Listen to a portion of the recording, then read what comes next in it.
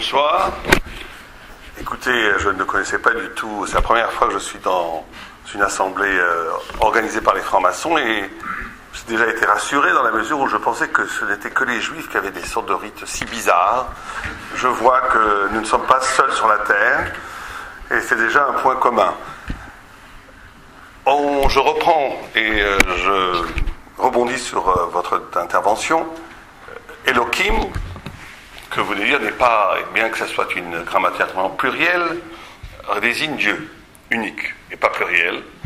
Et ce Dieu unique, si certains de ces noms ont une connotation effectivement pluraliste, c'est parce qu'une des manifestations de Dieu est aussi à travers la nature et à travers le nombre, le pluriel. Mais l'essence divine, surtout dans le judaïsme, est une et indivisible. Mais c'est intéressant que vous avez posé cette question.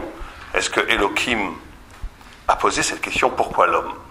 Et c'est d'autant plus intéressant et extraordinaire que c'est le premier texte que je voulais vous lire, qui est un midrash. Vous savez que le judaïsme est composé, le corpus judaïque de la Bible, universellement connu, qui est la Torah écrite, mais il existe, comme disait Lévinas, le judaïsme n'est pas la Bible.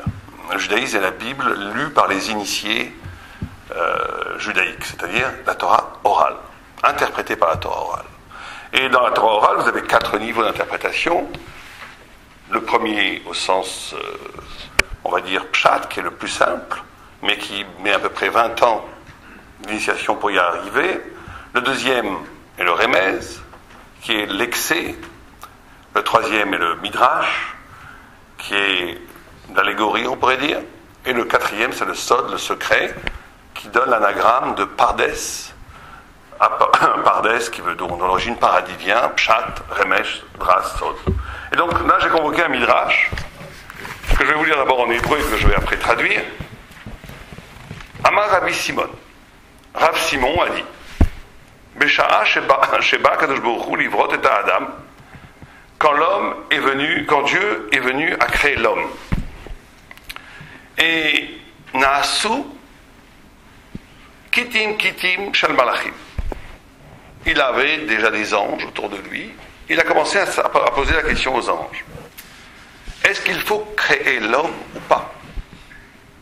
Donc il y a une interrogation à l'origine même de la création humaine. Est-ce qu'il faut créer l'homme ou pas? Certains ont dit Ibaré. Certains ont dit Alibaré. Certains ont dit crée l'homme. Et certains ont dit ne crée pas l'homme. L'ange de la vérité a dit surtout ne crée pas l'homme parce qu'il est totalement mensonge. L'ange de l'amour a dit crée l'homme parce qu'il est capable d'amour. L'ange de la paix a dit surtout ne crée pas l'homme, il est kuloktata, l'homme est belliqueux par essence. L'ange de la tzedaka, ça veut dire de la miséricorde, de l'entraide, a dit crée l'homme car il est capable de miséricorde et d'aide, de fraternité. Un texte tout à fait bizarre. Et le texte continue et nous dit qu'au milieu de la discussion, en plein milieu de la discussion, Dieu a dit mais pourquoi discutez-vous? Les anges répondent à Dieu, nous discutons parce que tu nous as posé une question. Est-ce qu'il faut créer l'homme ou pas? Et Dieu dit mais j'ai déjà créé l'homme. Comme il est écrit, d'ailleurs signifié dans le texte biblique, Naase Adam Betzalmenu. Faisons. Naase peut être lu en hébreu comme un futur ou comme un passé. Naase, le Midrash dit, Naase Gvar, il a déjà été créé. Tout à fait étrange. Dieu convoque des anges, se demande est-ce que ça vaut le coup de créer l'homme ou pas. Discussion sans bâche, une sorte de fracas céleste où certains disent Ibaré, crée. Ibaré ne crée surtout pas l'homme. Déjà, ces fracas dans les yeshivot talmudiques où chacun dit son contraire, la dialectique juive, déjà à l'époque même, il n'y avait pas encore de juifs, où le monde était en paix, où il n'y avait que des anges. Et ce fracas céleste, au milieu de ce fracas céleste, Dieu dit j'ai déjà créé l'homme. Et bien entendu, aux commentateurs de s'interroger, c'est comme si je vous disais, est-ce que ça vaut le coup d'acheter une maison ou pas? Oui, non, mes amis me disent oui, mes amis disent non, et au bout de la discussion, je dis, j'ai déjà acheté la maison. Tout le monde devrait me répondre en me disant, mais dans ce cas-là, il ne fallait pas me demander mon avis. Quel est le sens de ce questionnement qui n'attend pas la réponse? Et les commentateurs disent la chose suivante. Ils disent, parce que cette question, pour celui qui a les oreilles, dure jusqu'à aujourd'hui. Est-ce que ça vaut le coup de créer l'homme? Cette discussion, Libaré, Alibaré, crée-le, ne le crée pas, est encore à une oreille prophétique, palpable dans les cieux. Comme si on voulait nous apprendre déjà d'emblée, que quand on pose la question « Pourquoi l'homme ?», ce « Pourquoi l'homme ?» serait non seulement une question, mais serait peut-être la forme la plus profonde de l'identité humaine. L'homme serait un « Pourquoi l'homme ?». L'homme serait essentiellement, dans son essence, l'homme ne serait pas l'animal doué de langage, comme Aristote voulait le dire, ni comme certains anthropologues veulent dire l'homme qui enterre ses morts. L'homme serait l'homme parce qu'il reste éternellement un questionnement, une question dans son essence même, dans le fait qu'il ne soit pas sûr qu'il faille ou qu'il ne faille pas créer l'homme, et que ce questionnement se perpétue jusqu'à la fin des temps, depuis l'origine du monde et jusqu'à la fin du monde. Alors on peut se poser la question, mais pourquoi?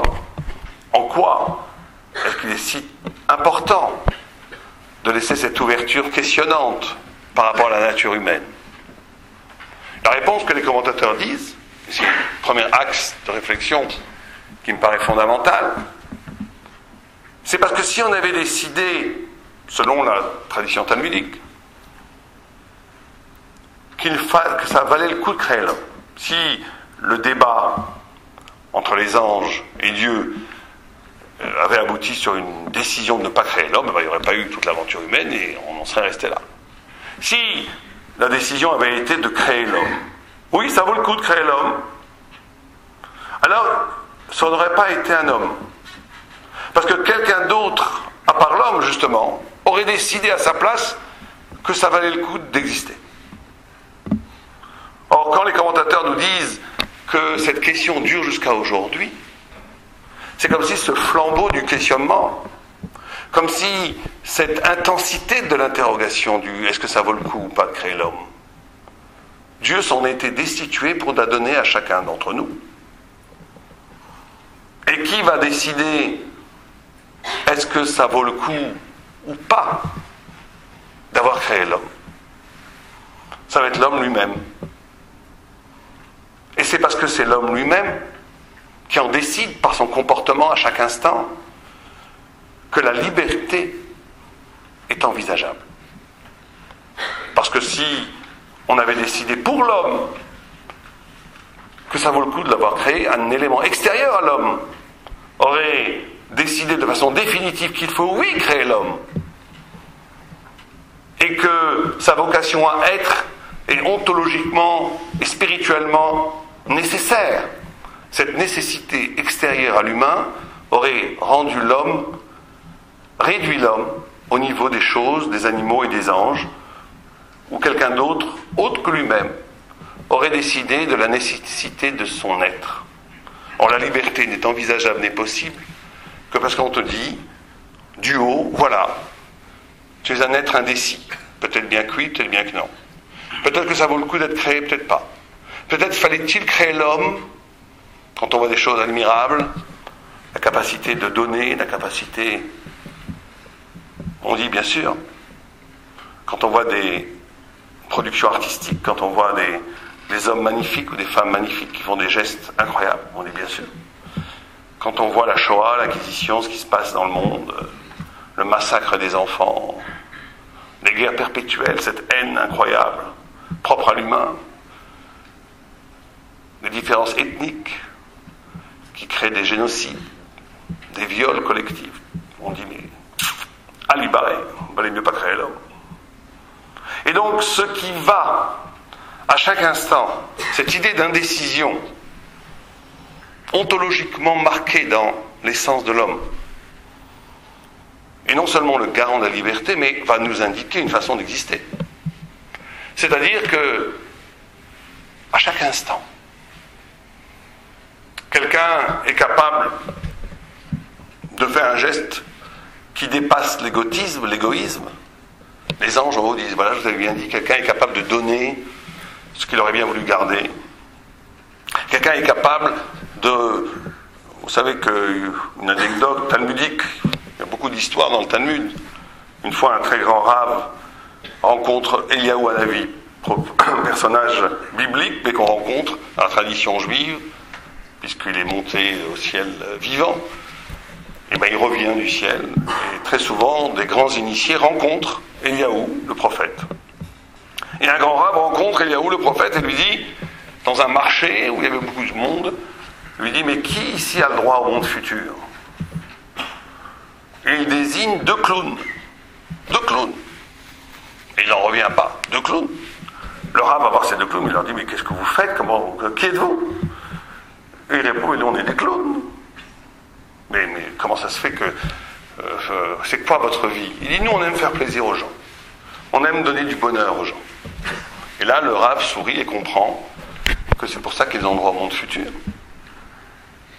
La capacité de s'arracher à une nature fermée, crispée, sur l'identité crispée sur elle-même, sur l'égotisme, l'égoïsme, le fait de pouvoir se dépasser, de casser avec le cycle de la nature, justifie à cet instant l'extraordinaire, la merveille de la création de l'homme. Quand quelqu'un fait une bonne action en haut, du ciel, un ange crie, je vous avais bien dit que ça valait le coup de créer l'homme. On n'a jamais vu un chien donner sa côtelette à sa copine. L'homme est capable de donner sa côtelette à quelqu'un qui a faim, même si lui il a faim. C'est extraordinaire. Et d'un autre côté, quand quelqu'un dit de la médisance, abaisse, à la mesquinerie, à la jalousie, à la bêtise, alors les anges vous avez dit, mais on n'a jamais vu une baleine médire de sa copine. Et donc à chaque instant, nous avons ici un homme, une femme, un enfant, un vieillard, qui a la possibilité à lui seul, par un acte qui paraît anodin, d'infirmer ou de justifier la création tout entière. Et donc ce pourquoi l'homme, je propose ici une nouvelle définition même de l'humanité. Qu'est-ce qu'un humain?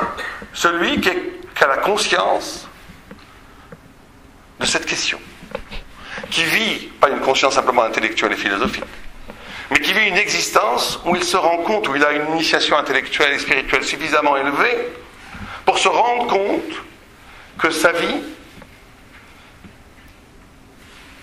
représente l'enjeu peut-être le plus cardinal du pourquoi le cosmos, pas simplement pourquoi l'homme, puisque le monde a été créé aussi pour l'homme. Et qu'à chaque instant, l'homme peut justifier ou infirmer le fait de la création de l'humain lui-même. Cette liberté extraordinaire, c'est ce qui est donné à l'homme. Et c'est ce qui fait l'identité même du pourquoi l'homme fait l'homme lui-même. Et plus profondément, vous savez que le Talmud pose des questions, des fois vertigineuses, et continue sa réflexion sur ce dualisme, cette dualité dans l'homme. Ce libaré à libaré, crée-le, ne le crée pas. Et le Talmud a une phrase énigmatique. Il dit, c'est parce que l'homme a été créé de cette façon, de cette manière, qu'il est capable de 2 choses, l'une négative et l'une positive. L'une positive, c'est la capacité même de s'interroger, de penser, de questionner. L'autre négative, c'est une capacité de douter. Cette dualité dans l'homme, ibaré à libaré, crée-le, ne le crée pas, serait une autre façon de dire que l'homme est créé d'être et de néant, de lumière et de ténèbres. Il y a une partie en lui, et surtout que cette dualité lui permet d'échapper à une structure qui serait monale, unique, fermée sur elle-même. Cette fissure dans l'identité, est-ce que ça vaut le coup, est-ce que ça vaut pas le coup, va produire chez l'homme la possibilité même ou du questionnement ou du doute. Le doute étant une sorte de retournement dialectique négatif de cette essence humaine. Ou l'homme disant que de toute façon, puisqu'on ne sait jamais, peut-être bien que oui, peut-être bien que non.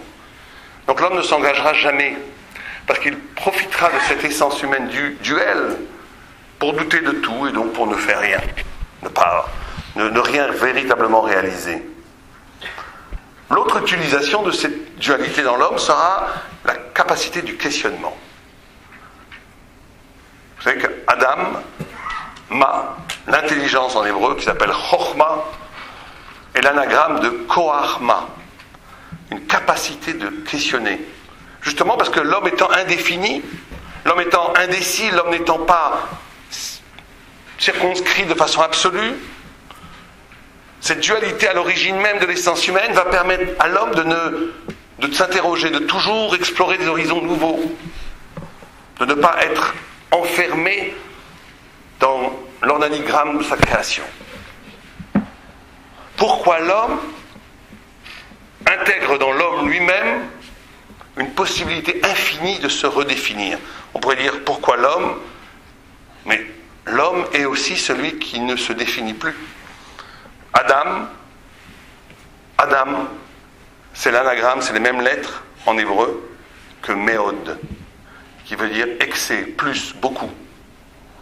Comme si la définition même de l'homme était cette capacité d'un dépassement perpétuel de sa propre nature. Et donc quand on a posé la question pourquoi l'homme, quelque part on se trompe. Parce que l'homme est quelque chose qui peut-être n'est pas définissable en essence. Puisque sa définition la plus profonde est cette capacité de dépassement perpétuel, de redéfinition perpétuelle, non seulement de son essence, de son projet, sa capacité, de ce qu'il est, de ce qu'il peut devenir. Et donc dans cette faille essentielle dans l'humanité, va se trouver non seulement la liberté, mais aussi quelque chose presque de tragique. Et je vous lirai le deuxième passage que je vous ai apporté, où là il est dit, il y a eu une discussion entre Beth Hillel et Beth Shammai, je ne sais pas si vous connaissez les deux célèbres écoles de l'époque talmudique, une des plus anciennes.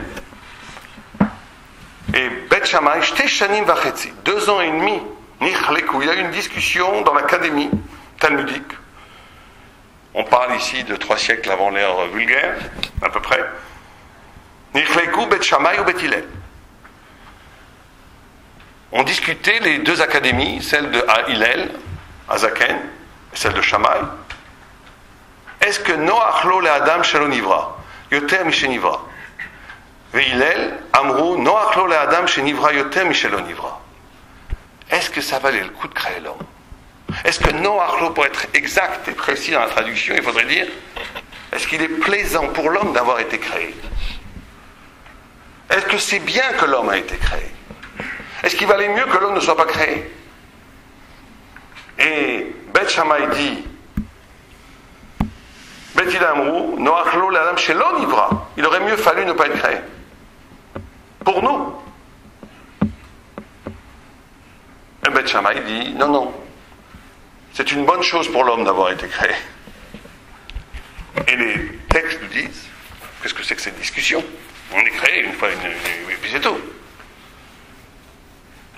Alors, il y en a que certains veulent dire, d'un point de vue statistique, la plupart des hommes ratent leur vie. La plupart des humains ratent leur vie. Donc si on fait un calcul général, et qu'on prend 6 milliards d'humains sur la planète, il y a une minorité qui fait quelque chose de son existence. La plupart sont instrumentalisés par le rythme du travail, l'endoctrinement de masse, qui n'est pas que communiste, il y a un endoctrinement de masse capitaliste aussi, par les médias, enfin, des gens de tout ce que tout le monde connaît. L'homme ne vit pas, n'existe pas vraiment. Donc il valait mieux qu'il ne soit pas créé. Mais Noémie Jacob lui dit non. C'est que, dans la même lignée de ce qu'on a dit avant, c'est que il n'y a pas de chèque en blanc.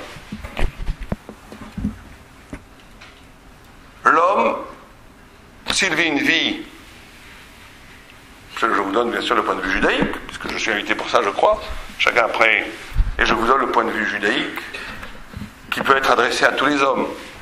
Parce qu'il n'y a pas que chez les francs-maçons qu'il y a des procédures où on ne révèle pas aux autres. Je vois qu'il y a beaucoup de points communs avec les juifs. Je pense que les juifs diraient on nous l'a encore volé ces histoires. Mais bon. Bien entendu, dans la tradition judaïque, on ne peut véhiculer certaines idées qu'aux initiés. Et même pas aux initiés francs-maçons, donc qu'aux initiés qui étudient le Talmud. Donc je ferai ici juste, je vous dis, ici j'essaye de produire une parole judaïque qui serait audible, mais ça m'est arrivé très rarement, la plupart du temps. Je donne des cours avec des personnes étudiant la Torah. Mais c'est un exercice pas facile d'essayer de ne pas trahir l'idée thoraïque sans avoir le droit de révéler certains niveaux qui sont ouverts à tous, dans la mesure où les personnes font la démarche initiatique de venir au judaïsme, etc. Et donc, je vous donne ici un niveau qui est un niveau universel de la parole talmudique.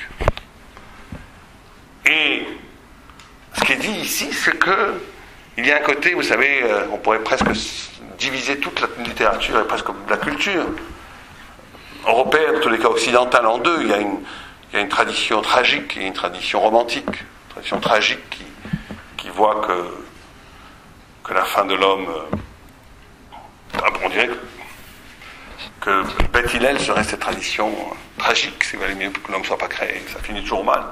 Et c'est le romantique qui a encore de l'espoir. Et comme d'habitude, le judaïsme unit les contraires. Et dit non, c'est en même temps tragique, parce qu'effectivement, comme ce bonheur, cet espoir n'est pas donné, il n'est pas donné. Il est le fait d'une élection, la fameuse élection, peuple élu, c'est pas du tout comme les gens qu'on a pu croire, une sorte d'orgueil nationaliste qui est à l'opposé de la pensée judaïque. L'élection vécue comme une responsabilité, comme une injonction à devenir plus grand, à être. Mais l'homme, s'il épouse le cours naturel de son existence, il aurait mieux valu qu'il ne soit pas créé. Parce que, par rapport à ce qu'on a dit avant, de la façon dont il a été créé comme une question, il n'y a pas d'auto-justification de la nature humaine dans sa condition humaine. Elle est presque inutile. Et elle ne peut advenir que par une sorte de saut ontologique, par un dépassement, qui fait ce qu'on appelle le juste, qui à lui seul justifie de toute la création. Et donc, le Rambam, et le Talmud avant lui, dit qu'un homme se doit de voir à chaque instant le monde moitié méritant, moitié coupable, de se voir soi-même comme moitié méritant et moitié coupable, et par conséquent de voir chaque action que je fais comme une action qui peut détruire l'univers ou construire l'univers.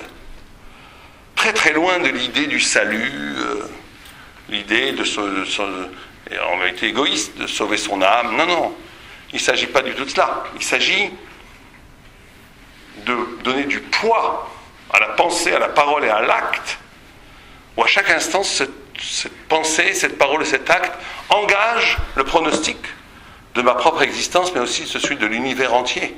La responsabilité infinie de chaque instant, comme homme vécu comme héros de l'histoire.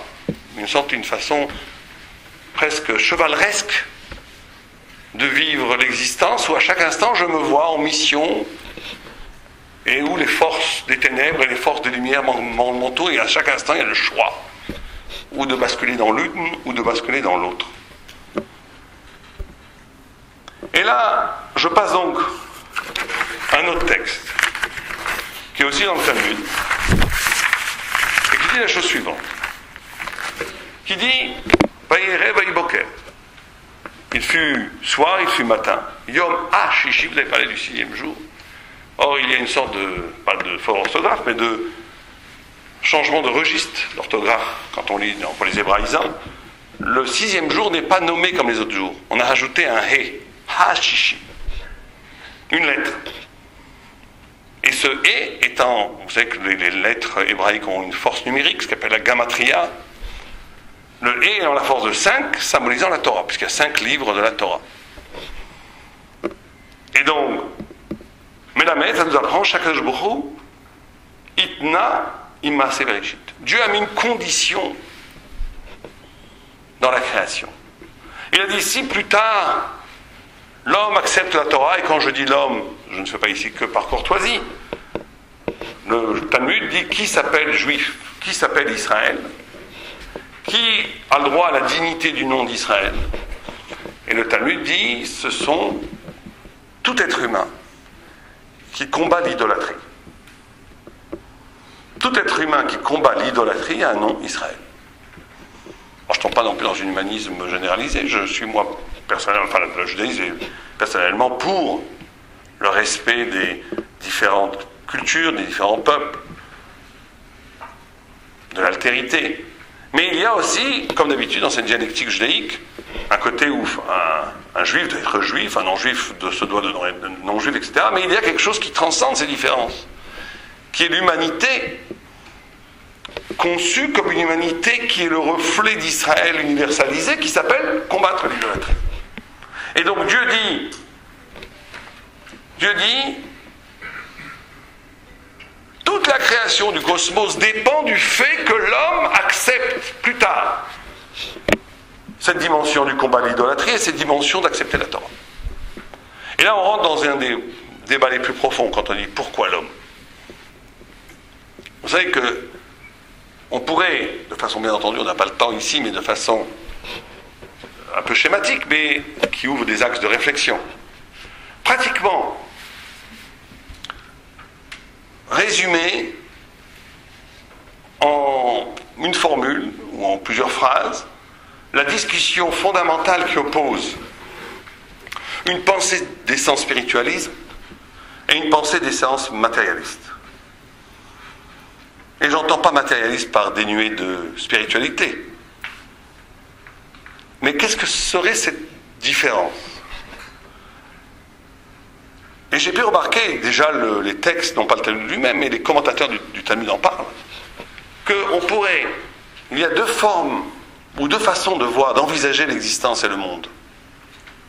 On peut l'envisager d'un point de vue que j'appellerais moi matérialiste, où avant tout, dans cette vision des choses, il y a de la matière. Il y a l'être là. Aujourd'hui, le schéma contemporain de cette vision, et on pourrait le reprendre, il est formulé, véhiculé par un certain discours scientifique, où on aurait relayé par le discours scientifique et par les médias eux-mêmes, où on aurait à l'origine de l'énergie pure, très compacte, infinie, une énergie infinie, qui, en se dilatant et en refroidissant, créerait les premiers atomes, qui créerait les premières règles de la gravité universelle, qui après créerait les premières molécules. On en passerait après à la création du cosmos, qui passerait du minéral à la terre, minéral, végétal, animal, humain. L'humain, en s'arrachant de la nature, créerait des concepts, la parole, créerait après des sociétés, créerait des symboles, créerait à la fin de l'art et de la spiritualité.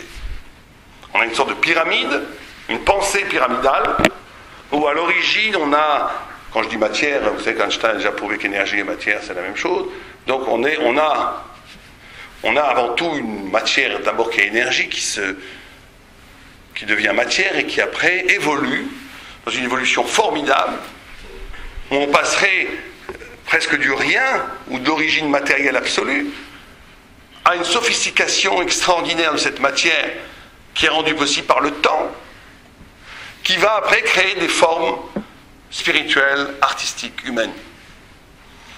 Et dans ce système-là, on peut avoir des personnes très spirituelles, très artistiques, qui peuvent toucher le feu sacré, bien entendu. Mais la vision est que ce feu sacré, cette spiritualité, cette hauteur de vue, est enfantée par le cheminement de la matière. Et on a une autre vision des choses, qui est la vision de la Torah, et pas que de la Torah, bien entendu, qui est Istakel Boraïta Bebarait Alma, où il est écrit Dieu a créé la Torah avant le monde. Comme s'il y avait une mémoire, un sens aux choses avant tout l'aspect procédural de l'histoire du cosmos et de la matière. Et donc cette question, quand on dit pourquoi l'homme, elle va être complètement et radicalement différente. Et on ne peut pas esquiver ces deux approches, puisqu'elles sont, à mon sens, elles forment pratiquement l'essence, elles subsument, elles résument, elles incluent des milliers d'autres discussions. Des milliers d'autres discussions. Discussions qu'on peut avoir sur l'avortement, des discussions qu'on peut avoir sur le droit du mariage pour tous, discussions qu'on peut avoir sur l'égalité, tout ça va être influencé à la racine, par ces deux façons de voir. Parce que bien entendu, si tout est matière à l'origine, et que l'esprit, les valeurs, la pensée, la spiritualité, le geste artistique, la lumière divine, le feu, l'esprit n'est que le résultat d'une sophistication de la matière, on peut imaginer effectivement qu'à un certain niveau, que les valeurs, non pas se valent toutes, parce qu'il peut y avoir plus d'élégance, plus de clarté, plus de beauté dans une production X que celle d'Y, mais ontologiquement, tout est pratiquement valable, puisqu'il n'y a pas de valeur absolue à l'origine. Et donc pourquoi l'homme, dans une vision matérialiste, c'est une non-question. Parce que le pourquoi l'homme, ça serait poser la question avant même que l'homme soit. Or, avant que l'homme soit, il n'y avait pas de pourquoi, puisqu'il n'y avait pas de conscience.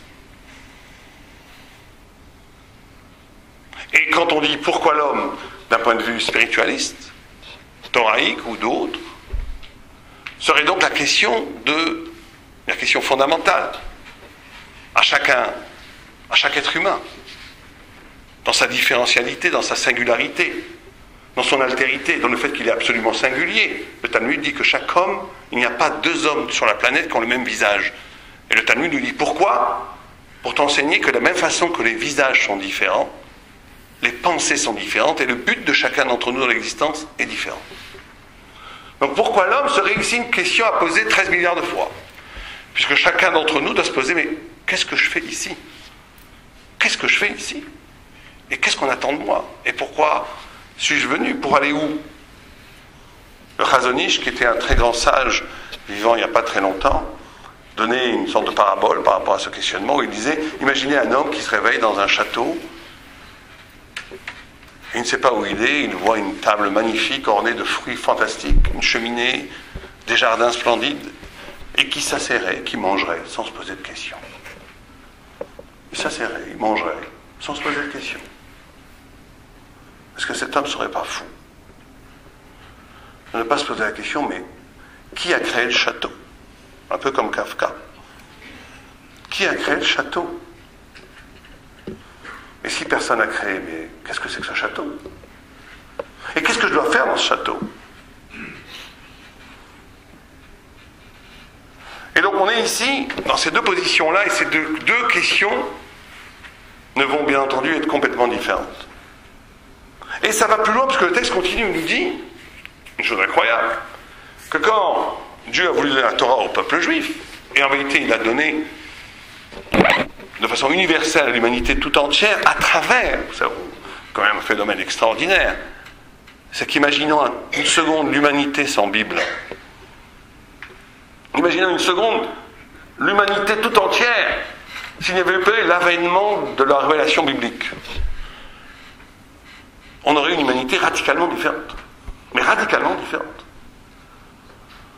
Sans Bible, c'est non seulement nous les Juifs qui ne serons pas là, mais tout le monde chrétien ne serait pas là. Tout le monde islamique ne serait pas là. L'Occident en son entier, et pas que l'Occident, je ne veux pas rentrer dans les détails, le brahamisme a une origine d'Abraham. C'est pour ça que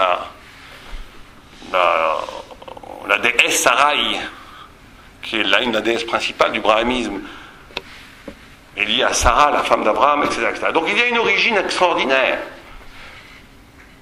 Or, ce don s'est passé de façon tout à fait singulière, puisqu'il y a écrit dans le texte que ils étaient sous la montagne, et le texte talmudique feint de croire sous la montagne, littéralement sous la montagne.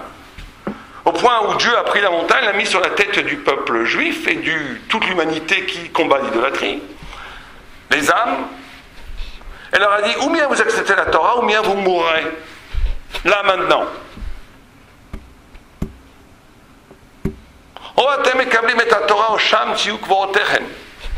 Ou bien vous acceptez la Torah, ou bien là-bas sera votre tombeau. Pourquoi donner la Torah de cette façon-là?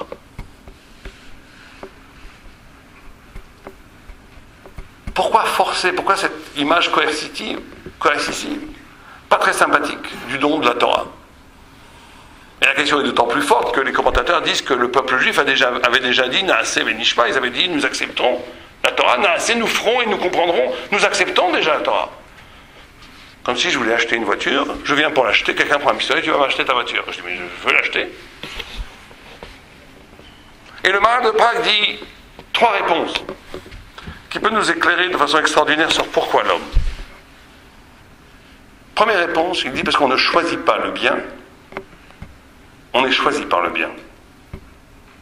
Choisir le bien, ça voudrait dire poser une humanité où l'ultime référence serait mon esprit, ma raison. Le fait d'être forcé à faire le bien, comme j'aime bien donner cette image un peu bébête, mais au moins elle mérite de faire comprendre l'idée. Imaginons un enfant qui meurt de faim, qui va me demander à manger, j'ai pas le choix. Et si je crois que j'ai le choix, je suis pas un philosophe, je suis un salopard. L'exigence, l'obligation d'interpellation, la responsabilité, l'obligation de faire le bien est plus fondamentale que la liberté de choisir le bien. On ne choisit pas le bien, on est interpellé par le bien. Et si quelqu'un ne fait que ce qu'il décide de croire qu'il est bon de faire, il est en vérité réduit à sa propre conscience, il n'est pas dans la grandeur, il est dans la petitesse de sa conscience. Donc il y a une première dimension, être homme, pourquoi l'homme? C'est dans cette capacité de faire rentrer dans sa vie un champ d'obligation qui excède largement sa faculté de juger. Un homme qui ne vivrait que à partir de décisions bien pesées, où tout serait ordonné par rapport à ce qu'il a décidé, un homme tout à fait respectable.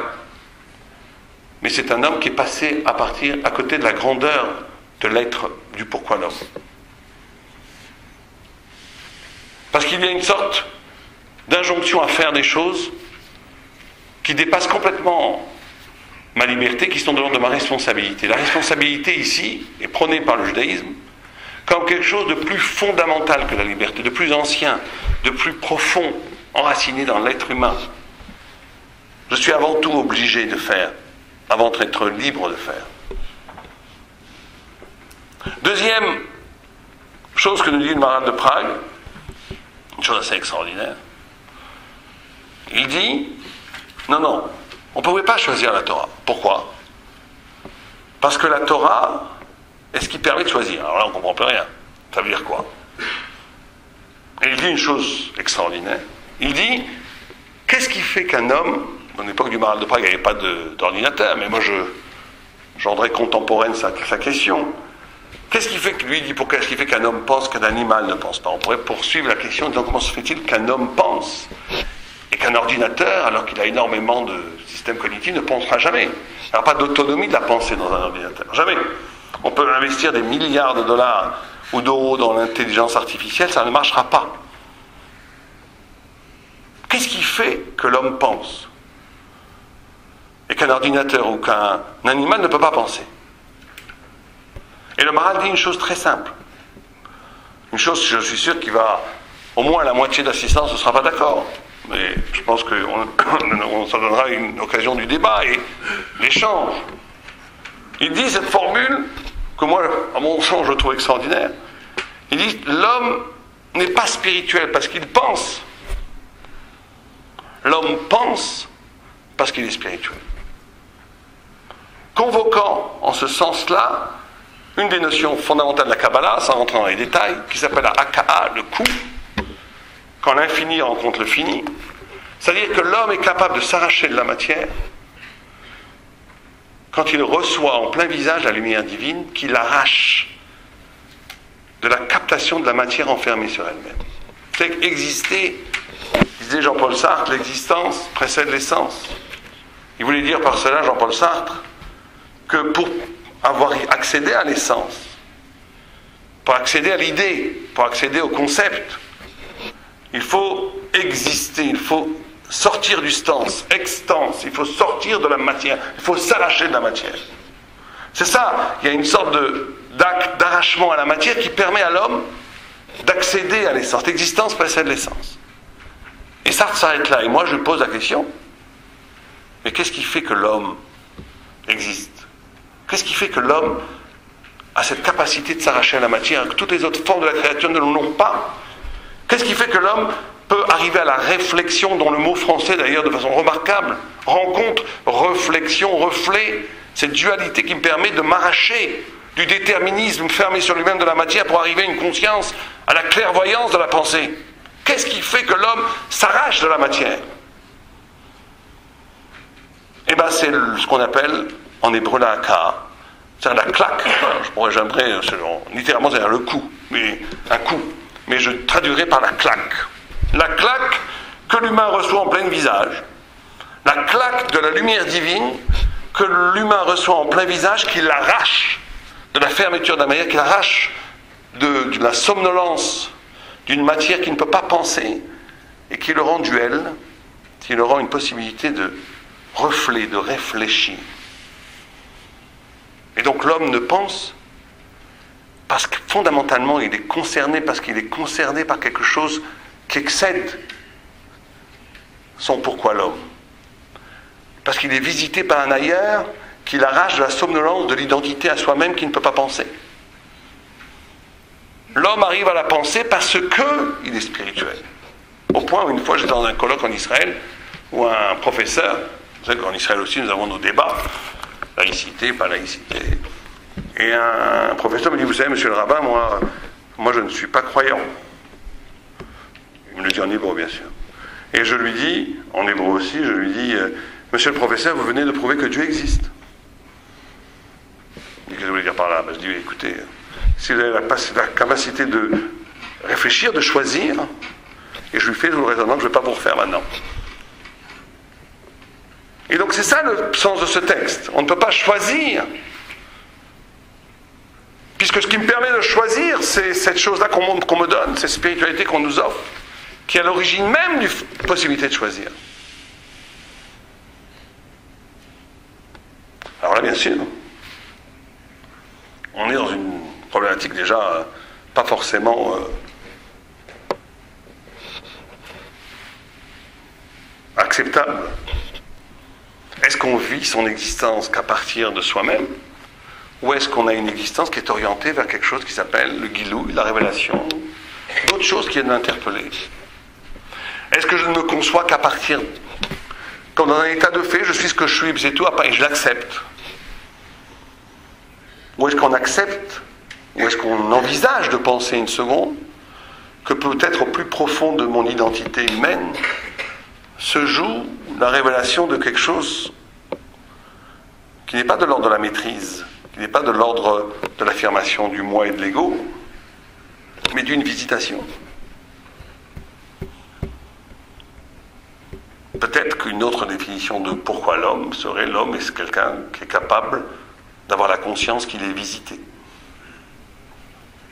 par un ailleurs.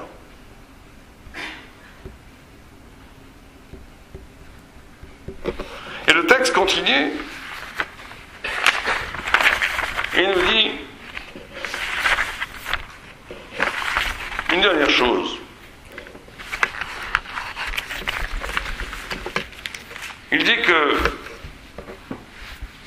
Darash Bar Karpa, Gdolim Maaseh Tzadikim Yotem et Maaseh Shamim Varetz, est plus grand l'acte de l'homme que l'acte de la création divine. Je ne vous citerai pas les psukim parce qu'ils sont très longs, mais les versets. Mais le Talmud émet une thèse, une vérité, qu'il y aurait dans la création humaine quelque chose qui dépasserait la création divine. Et vous savez qu'il y avait cette fameuse discussion entre le fameux Rabbi Akiva, peut-être le plus grand maître talmudique de tous les temps, et un philosophe romain, à propos de la circoncision, ce n'est pas dit dans le texte, mais c'est ça l'enjeu, où le philosophe romain dit à Rabbi Akiva, mais pourquoi est-ce que Dieu vous a créé comme il vous a créé, qu'est-ce que vous changez le corps humain? Et Rabbi Akiva lui dit, apporte-moi du blé et apporte-moi du gâteau. Et il lui dit, qu'est-ce qui est meilleur, le blé ou le gâteau? Tu peux manger le blé, non? Tu vois bien qu'il faut transformer la nature. Il faut être une sorte de partenaire de la divinité dans la construction non seulement du monde, mais aussi de l'identité humaine. Et le Talmud va jusqu'à dire, plus grand est l'œuvre du juste que de l'œuvre divine.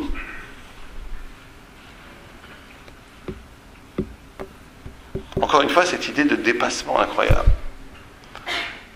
Et le texte continue en disant que, au moment où Dieu a voulu révéler une sorte de vérité à l'humanité, les anges ont dit, mais pourquoi méprises-tu ton sceptre? Comment veux-tu donner cette vérité extraordinaire au fils de la femme, à l'homme? Et la vérité n'a pas voulu aller sur la terre. Elle a dit, mais qu'est-ce que je vais faire avec ces gens-là qui regardent Internet, football, j'ai rien à voir avec eux. Qu'est-ce que vous voulez que j'aille voir ça? J'ai rien à faire là-bas. Et Dieu dit à la vérité, descends sur terre. Et la vérité n'écoute pas. Alors il prend la vérité et il la jette sur la terre dans une sorte de fracas incroyable. Et la vérité est explosée carrément. Et il dit que la vérité, Vehemet titzmach, Meretz titzmach, que la vérité croisse, l'idée de croissance végétale de la terre. Emet Meretz titzmach, que la vérité croisse de la terre. Et les commentateurs de dire la chose suivante, de dire, d'abord, ce verset-ci, je ne sais pas s'il y a des hébraïsants dans la salle, mais bon, dans le train j'ai écrit ça, Emet Meretz titzmach. Quand vous prenez ce verset, il y a une chose extraordinaire en hébreu. Là je vous l'ai lu de façon de gauche à droite, Emet, vérité, Meretz de la terre, titzmach, que ça croisse. Eh bien, on peut dire le verset comme au carré. Vous voyez le Aleph, même tav, ici on a le Aleph, même tav, Emet, Meretz titzmach. On peut lire de tous les sens.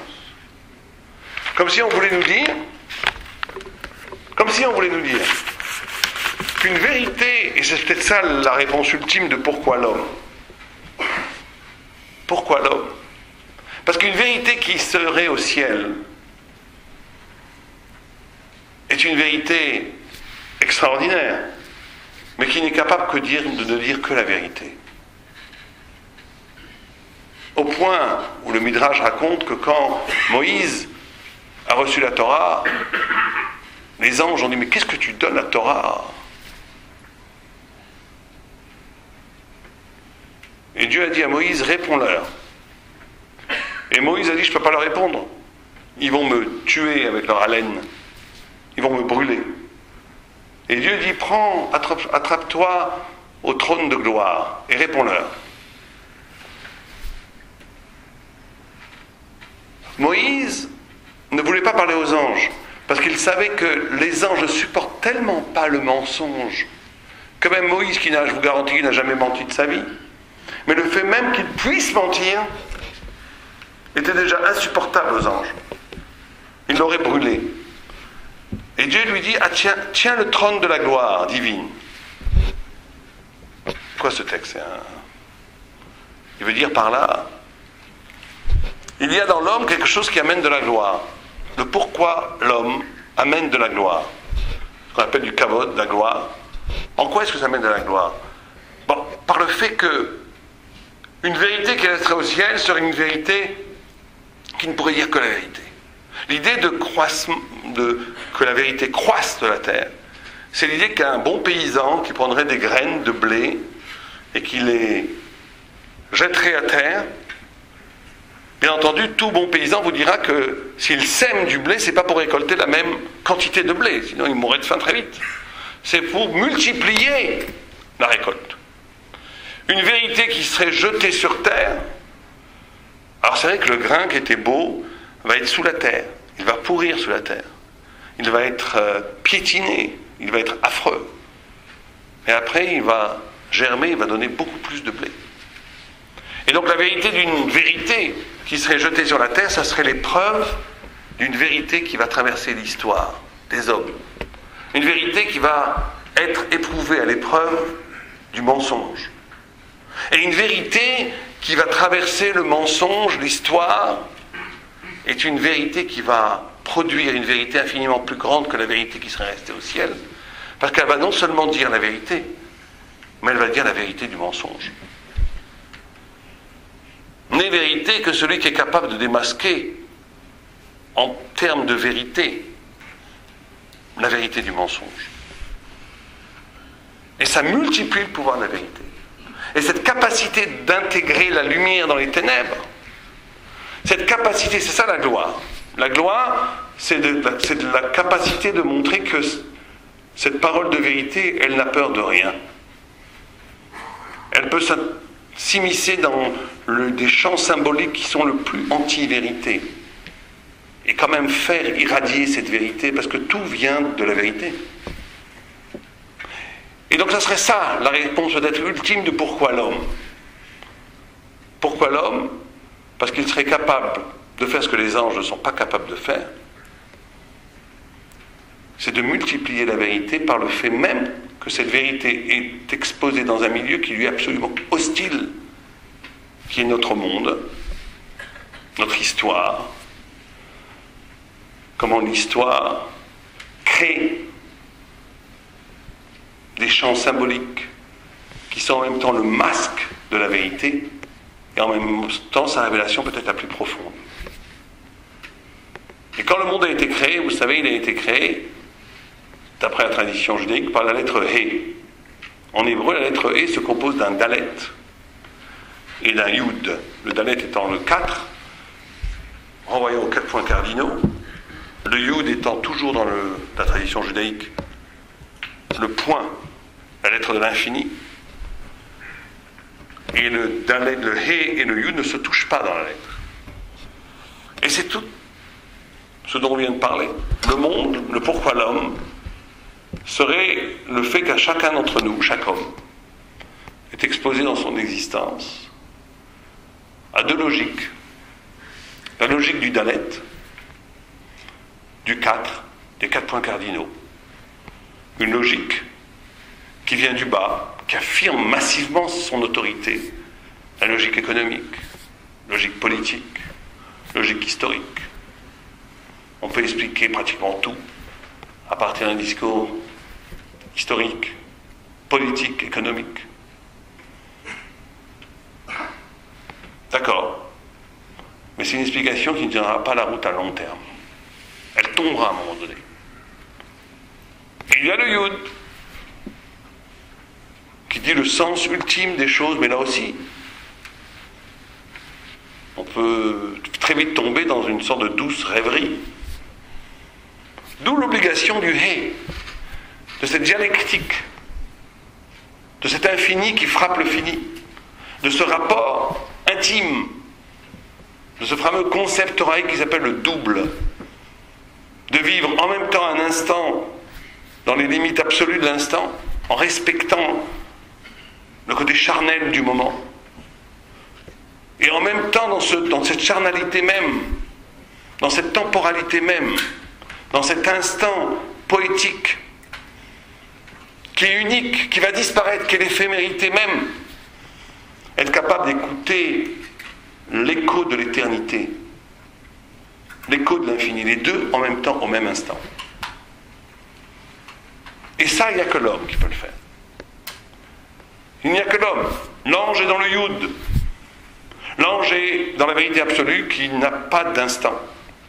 Le temps étant lui-même une création. L'animal est dans le Dalet. Il n'est que dans l'instinct qui organise son existence. L'homme a cette capacité d'être en même temps dans cet entre-deux qui devient, pour les plus grands, une seule et même chose, où l'instant devient l'éternité et où toute l'éternité est résumée dans un instant. quand l'homme est capable de vivre ces temps-là, il atteint l'humanité absolue. Il atteint le pourquoi l'homme a été créé. Voilà, je pense qu'on peut passer aux questions.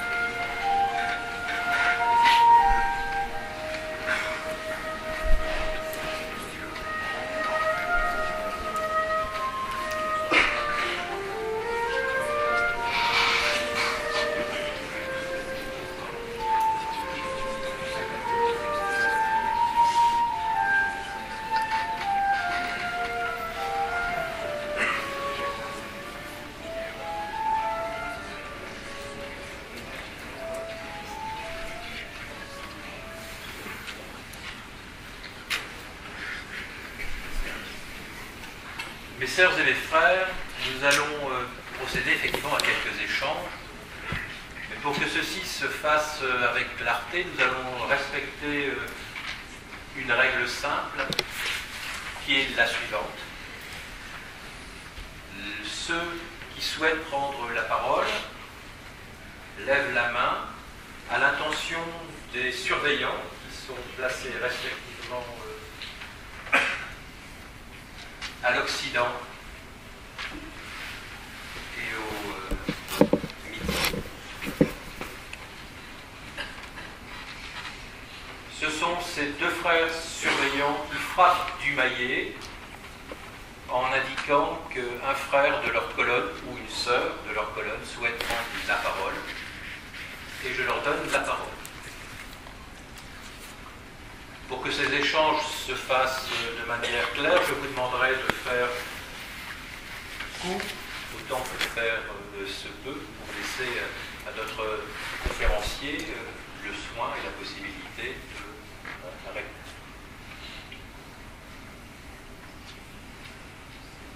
Mon frère maître des cérémonies, si vous voulez bien vous équiper de cet instrument et le mettre en marche.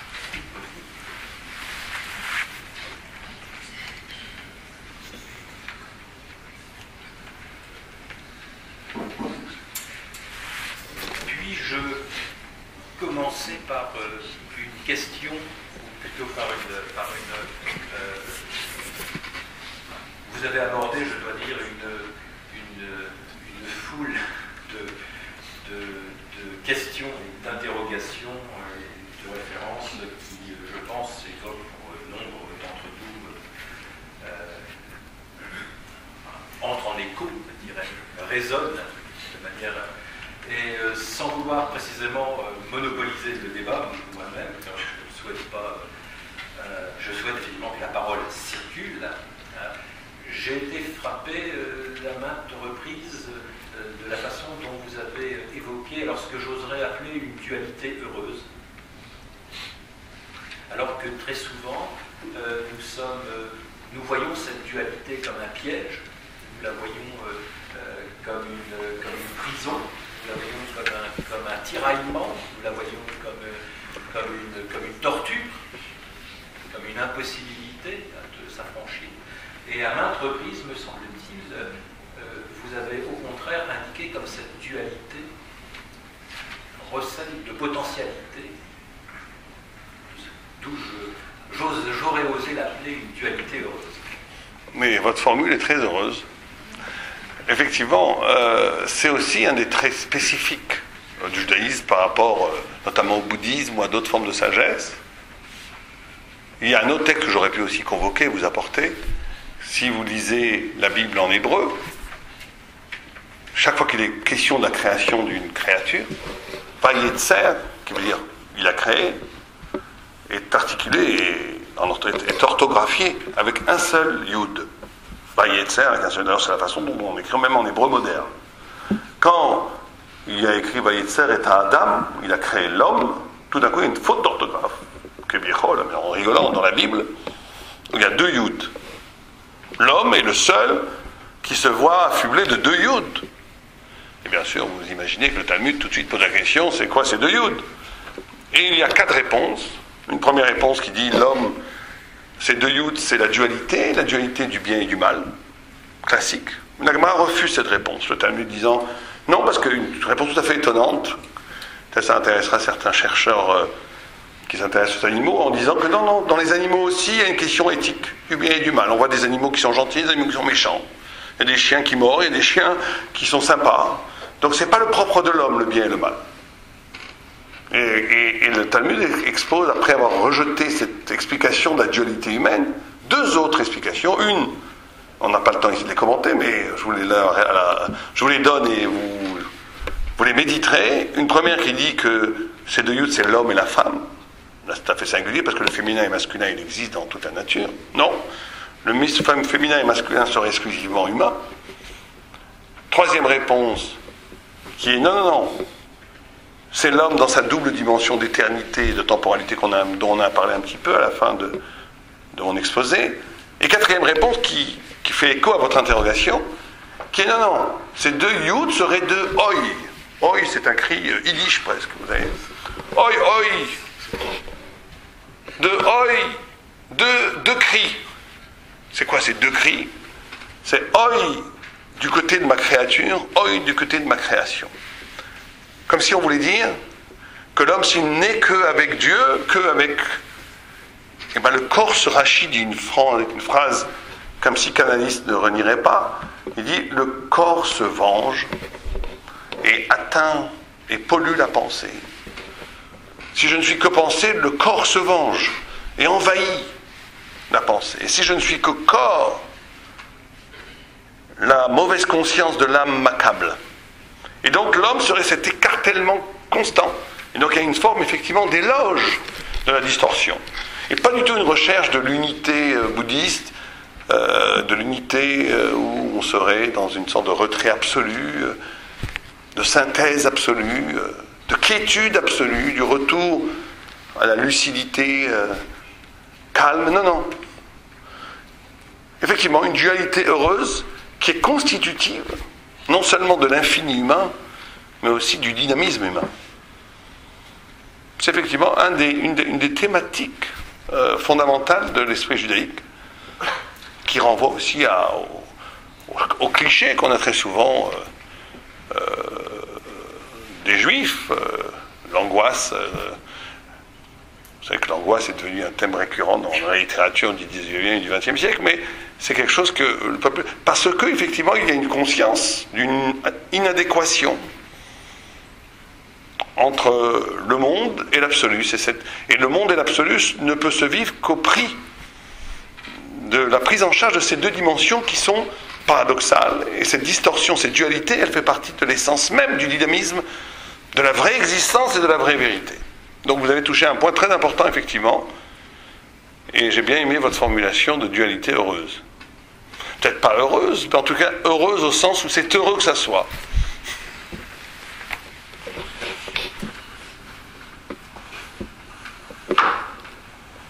Mesdames, le maître, un frère de ma colonne demande la parole.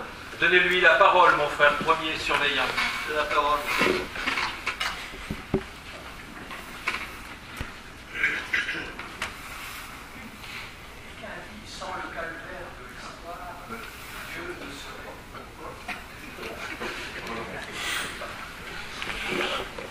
Il y a une petite entorse à vos rites, là.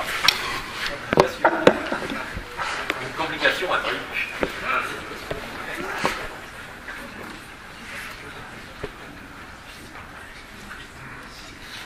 Quelqu'un a dit, parce que là, j'ai oublié la mémoire des fans, sans le calvaire de l'histoire, Dieu ne serait qu'une solitude sans gloire.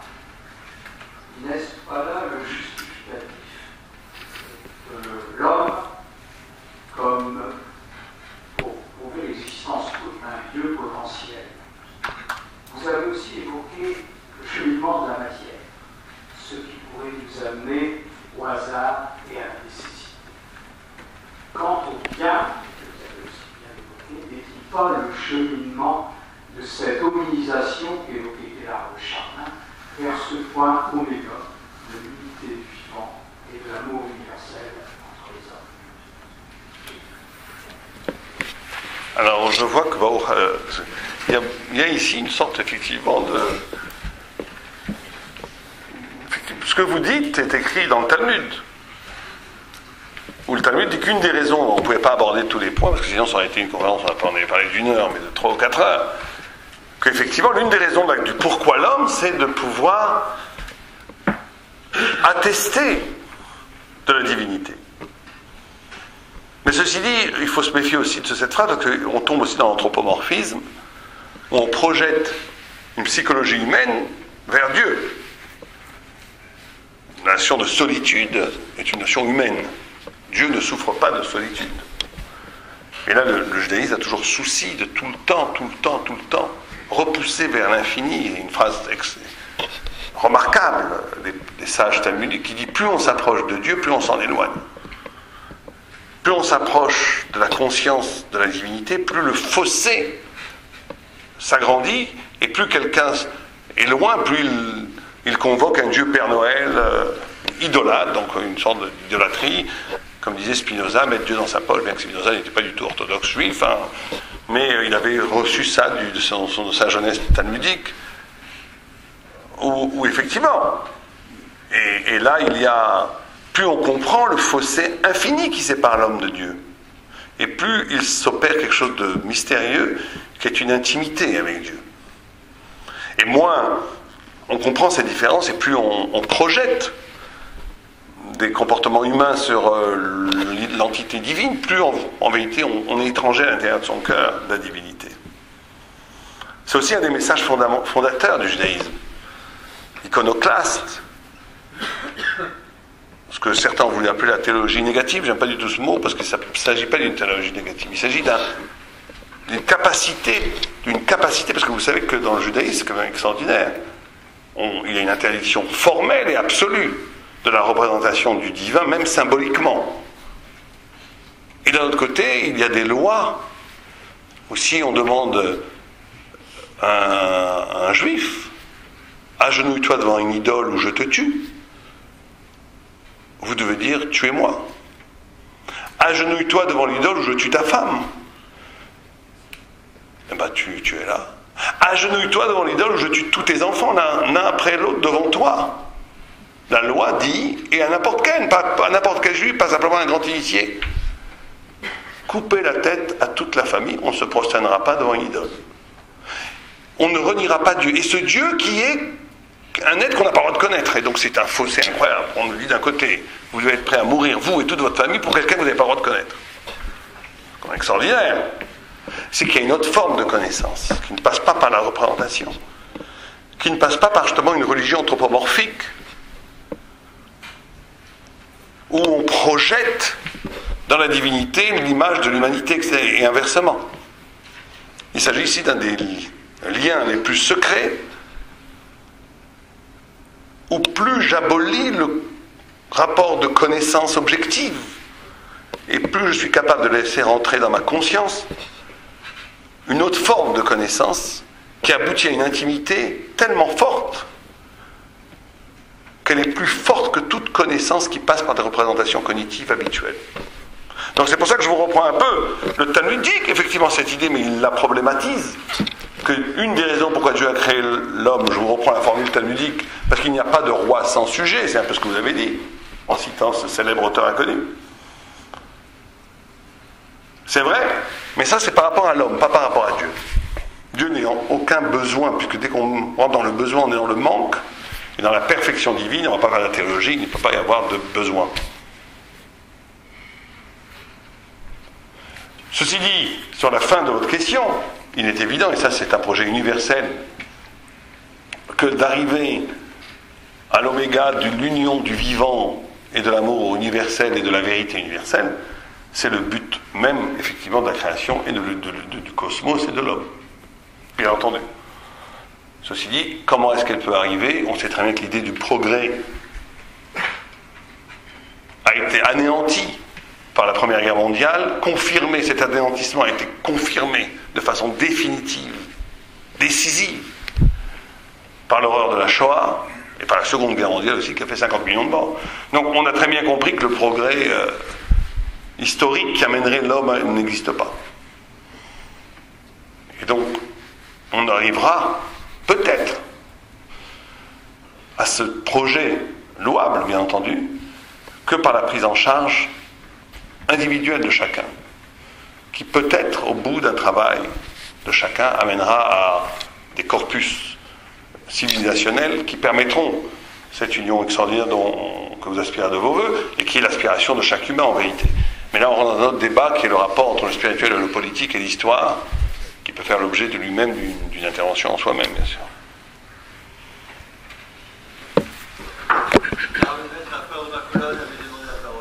Merci, mon frère premier surveillant. Donnez-lui la parole. La parole, mon frère. Merci. Certains disent, lorsqu'ils ont écouté on va dire un sujet, une conférence qui leur a plu, j'ai reçu mon salaire.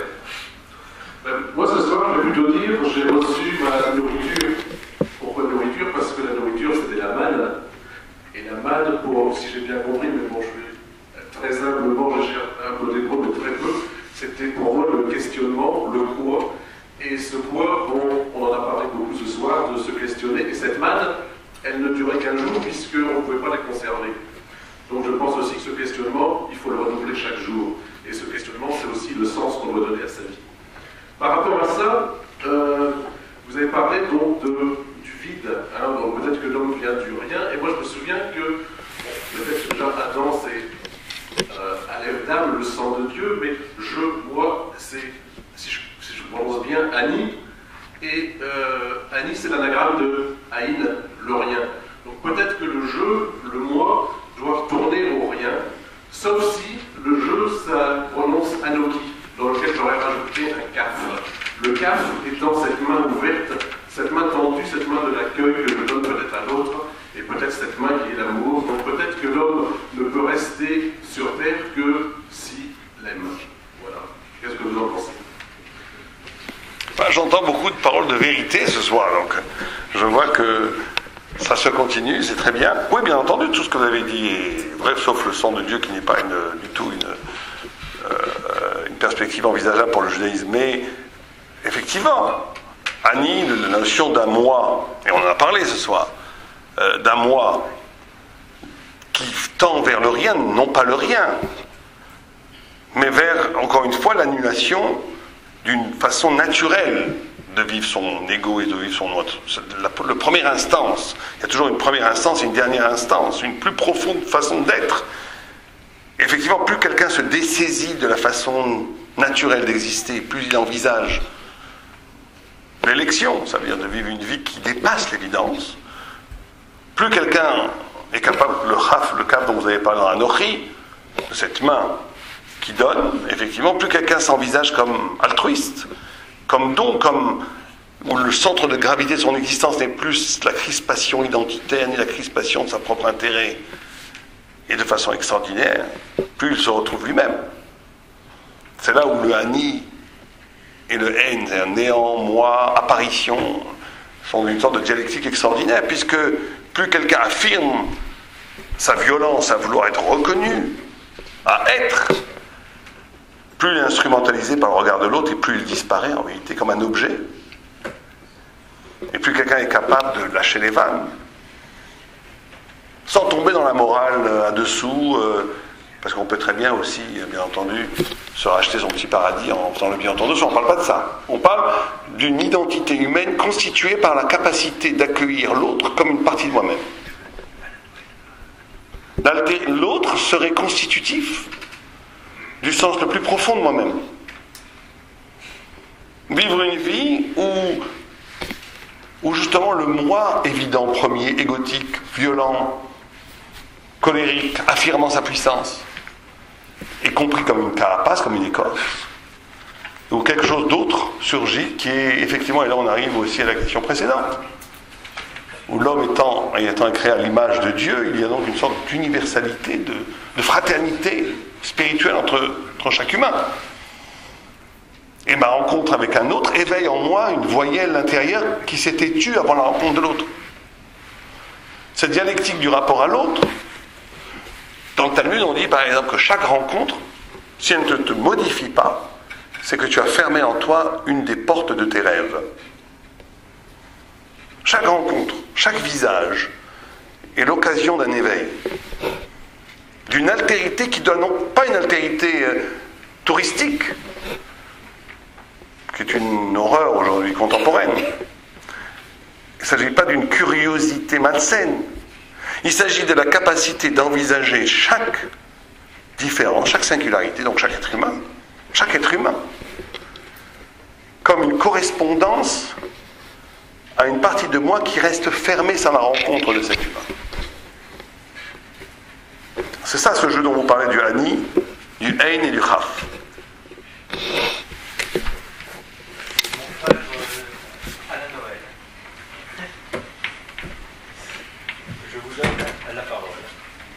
Oui, M. Radin. Je me permets de réjouir à plusieurs titres. D'abord parce que je pense que les sœurs et frères et les non-maçons ont pu percevoir qu'il y avait d'étranges similitudes entre la méthode talmudique de réfléchir et la méthode maçonnique qui est la nôtre. Je me réjouis également parce que vous avez posé un problème fondamental qui nous préoccupe dans les loges, à savoir est-ce que c'est l'esprit qui descend dans la matière ou est-ce que c'est la matière qui descend dans l'esprit? Et je ne suis pas certain que la réponse soit aussi évidente que cela. Il me semble qu'il y a plusieurs possibilités, c'est le sens de la question. Dans la question même de l'intitulé « Pourquoi l'homme ?», vous avez très justement fait comme si le verbe existait. Pourquoi faire l'homme?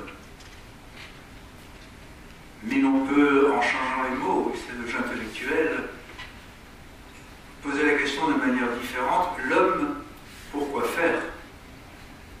Et il me semble que dans le Matan Torah, il y a la double réponse possible, puisque dans la Genèse, c'est l'Éternel qui dit « faisons l'homme », mais lors de la révélation au pied du Sinaï, à l'interrogation de l'Éternel, les Hébreux répondent « nous ferons ». Et là, c'est bien l'homme qui fait. Et j'avoue qu'il faut aller jusqu'au bout de la réponse, sinon je serais intellectuellement malhabile. Les Hébreux répondent « nous ferons », mais ils modulent le verbe « nous ferons » par « nous entendrons ». Et il me semble qu'il y a donc la double possibilité ou que l'esprit descende dans la matière, ou que c'est à l'homme de faire en sorte que la divinité surgisse par son action dans le monde. Mais je crois là que, effectivement, encore une fois, cette dialectique, ce double mouvement est absolument nécessaire dans l'économie générale de la vérité. Et c'est justement la structure même du judaïsme qui est composée de la Torah écrite et de la Torah orale, où la Torah écrite étant la parole absolue, immuable, le faisons l'homme, du Dieu vers l'homme. Mais cette notion, cette dimension de dogmatisme a été résolue par le judaïsme par le fait qu'on a ce qu'on appelle la Torah orale, qui est une récupération, qui est le secret de l'écoute de chaque individu ayant une âme différente, a le secret d'une écoute différente, qui va être une réponse à la parole de Dieu, qui va être elle-même une révélation peut-être plus haute que la première révélation. Puisque vous connaissez peut-être le texte. Bon, on peut l'évoquer ici. Mais il y a des textes où effectivement la Torah orale a dépassé la compréhension même de Moïse. Et on a les deux dimensions. Et hier, j'avais un débat avec un journaliste à Paris sur la notion de parole médiatique, parole talmudique, et on a évoqué ce sujet. Et je disais justement, ce qui est très problématique dans la parole contemporaine, c'est que c'est une parole qui s'auto-nourrit, qui n'a pas cette dualité. Une parole de l'éphémérité où une chose n'existe que parce qu'elle est dite. Et le partage aujourd'hui de la parole est incroyable. Tout le monde est un auteur sur Internet. Bon, on pourrait parler pendant des heures sur le phénomène de la textualité contemporaine. Mais cette dualité structurante de la vérité, qui passe que d'un côté on a une parole qui va de haut en bas.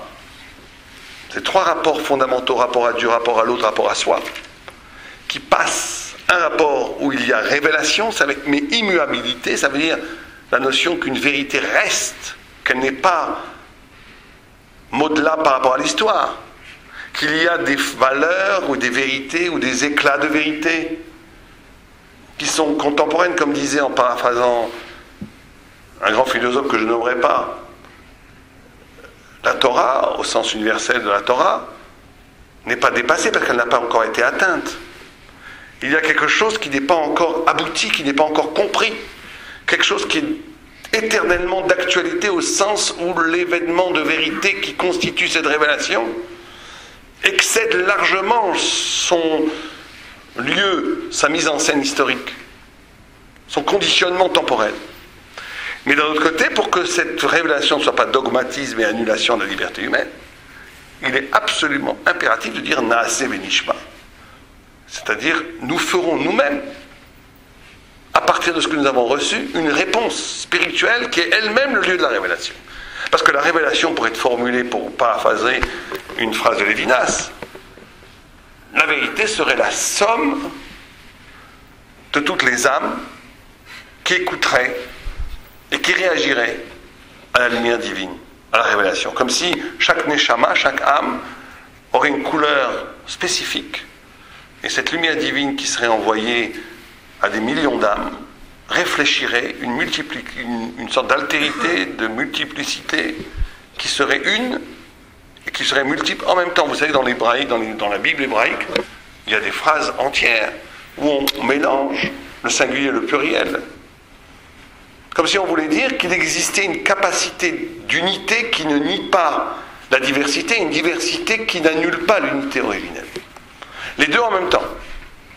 Et donc cette réponse au mouvement d'aller-retour de Dieu à l'homme et de l'homme à Dieu serait la véritable rite, la véritable alliance qui permettrait à l'homme de communiquer avec la divinité par le fait même qu'il récupère à partir du secret de son écoute et qu'il reconduit une parole qu'on appelle le chidouche, une parole nouvelle, de nouveauté, qui renvoie en écho à la vérité première qui était dans la Torah écrite, mais qui était en vérité compris de façon un peu superficielle en premier abord. C'est donc le travail de l'homme, dans sa réflexion et dans sa recherche effrénée de la vérité, qui va donner la capacité au texte écrit de donner toute sa splendeur. Comme le proverbe le dit, du vieux vin dans du raisin neuf. Une sorte d'esprit juvénile, plein d'énergie, de vie, de recherche, mais qui donne au vieux vin la possibilité de ressurgir au goût du vrai vin. Vous avez parlé de la manne. Vous savez qu'en hébreu, et d'ailleurs en français aussi, la notion de sensuel et le sens, tam, qui veut dire le goût, et tahama, qui veut dire la raison, ont une même origine linguistique, étymologique. Parce que justement, il faut retrouver le goût de l'idée dans les nourritures terrestres. Il faut retrouver la charnalité de la vie dans les idées. Et ça, ce mouvement d'aller-retour est fondamental à la structure même de la vérité judaïque, qui est composée par ces deux tenants qui sont indivisibles, qui sont attachés de façon absolue, qu'on appelle Torah Shebirtav, Torah Shebalpé, la Torah écrite et la Torah orale.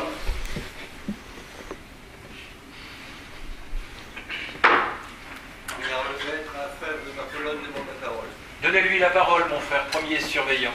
J'ai la parole, mon frère.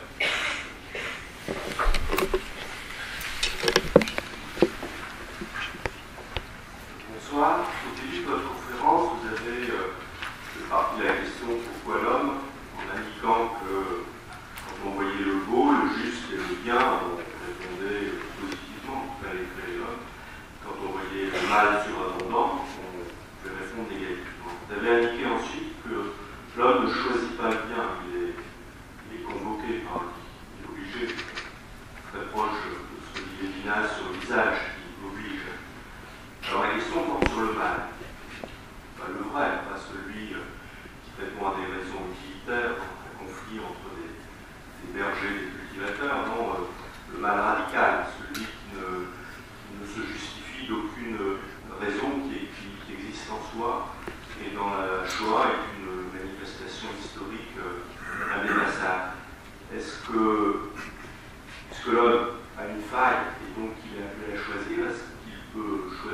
mal, et est-ce que dans ce cas-là, dans le mouvement de l'histoire, le mal irréductible peut triompher? Non. Le mal irréductible ne peut pas triompher pour la simple raison de sa faiblesse ontologique. Le mal en hébreu se dit ra, resh, ain. C'est le mal, la définition ultime du mal, c'est quand on détache le moyen de la fin. Je vous donne l'explication étymologique du mot mal en hébreu. C'est-à-dire que, d'abord, il faut faire très attention avec l'image du mal radical, parce qu'il s'est donné un caractère presque divin, absolu au mal. Et ce n'est pas sûr que le mal a une statut d'être absolu. Ça serait peut-être l'absence du bien, mais ça serait surtout, puisque c'est comme ça que c'est indiqué dans les textes, la notion de liberté. On ne peut pas créer un homme libre en lui enlevant la possibilité de faire le mal. Ça serait logiquement aberrant. Donc, comme le mal est le propre de l'homme, il ne peut pas être absolu. Il est par définition radical. Il n'y a pas de création divine du mal. Il y a un retrait de la lumière divine pour que l'homme puisse être libre, qui lui donne la possibilité, à ses yeux, de donner un statut absolu à ce retrait. Au point où certains commentateurs nous disent que l'essence même de la transgression et du mal, l'épreuve du mal, serait toujours cette volonté de vivre l'illusion d'être face à Dieu libre. Un peu comme Don Giovanni, qui à la fin de la pièce, on lui dit: Don Giovanni, mais fais tchouva, reviens à toi, reviens. Et non, il préfère mourir brûlé en enfer plutôt que de renoncer à sa liberté de faire le mal. Parce que l'illusion de la liberté, et c'est ça, c'est là on rentre dans des choses assez profondes, bien entendu. L'illusion de la liberté, c'est que elle donne l'illusion de croire que je peux me poser comme une alternative à Dieu. Et là, j'oserais presque une thèse, qui est peut-être un peu provocante. Mais est-ce qu'on ne pourrait pas résumer un petit peu toute l'histoire, en tous les cas une partie de la fin de l'histoire de l'Occident, comme une volonté de se poser comme alternative à Dieu?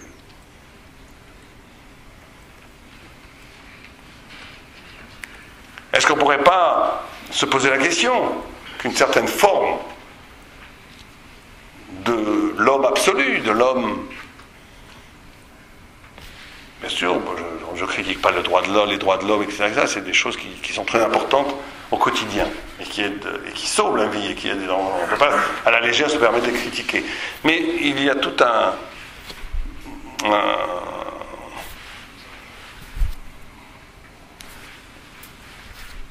des références symboliques, intellectuelles, etc., qui, à un moment donné, posent une autre forme d'absolu et qui éprouve cette liberté. Alors des fois ça peut se faire très gentiment, bien entendu. Don Giovanni est quelqu'un de sympathique. Il ne donne pas l'impression de l'horreur. Mais il y a cette notion-là, et des fois cette notion qui donne l'impression du radical absolu du mal radical, c'est quand on pousse la logique jusqu'au bout, où je suis tellement le juge absolu de ce qui est bien et mal, c'est moi qui vais faire mes propres lois du bien et du mal, de façon hermétique, sans écouter aucune forme de révélation, en voulant dépasser le bien et le mal, en voulant dépasser la morale, et en posant comme absolu ma volonté. Et là on est peut-être dans le mal radical, mais dans le mal radical vécu par l'homme, dans l'intrigue humaine, de vouloir se détacher, de vouloir presque se déifier l'humanité, en lui donnant une puissance imaginaire absolue par le fait même qu'il incarne la malignité, le mal.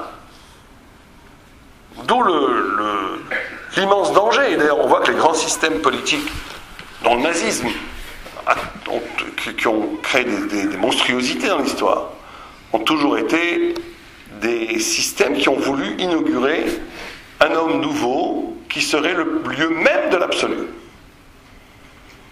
Mais ce n'est pas un hasard si dans l'histoire, tous ces systèmes politiques ont voulu créer l'homme nouveau qui serait la référence ultime de l'absolu, parfois des horreurs abominables, alors que peut-être qu'au début, l'intention n'était pas si négative que ça. Et là, on rentre dans une autre problématique aussi très profonde. Vous posez des questions, que chaque question que vous posez pourrait être l'occasion d'une conférence en soi. La question du mal, c'est une des grandes questions philosophiques et théologiques de l'humanité.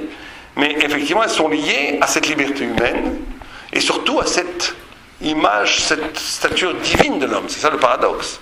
C'est parce que l'homme peut se prendre pour Dieu qu'il est capable d'un mal absolu. Parce qu'il peut redéfinir à partir de lui-même l'absolu, qui nie l'humilité de la responsabilité du bien par rapport à l'autre.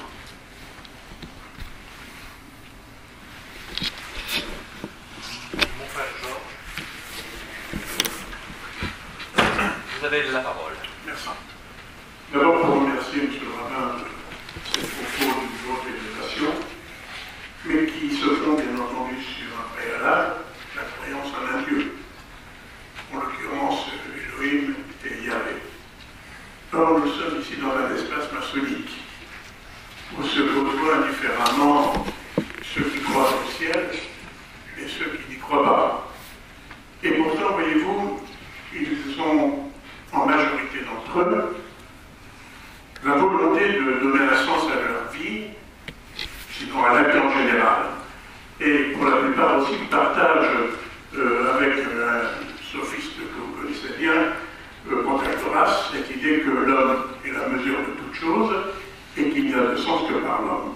Alors la première question, très prosaïque, est-ce qu'on peut croire en l'homme sans avoir nécessairement à croire en un Dieu? Ça, c'est ma première question.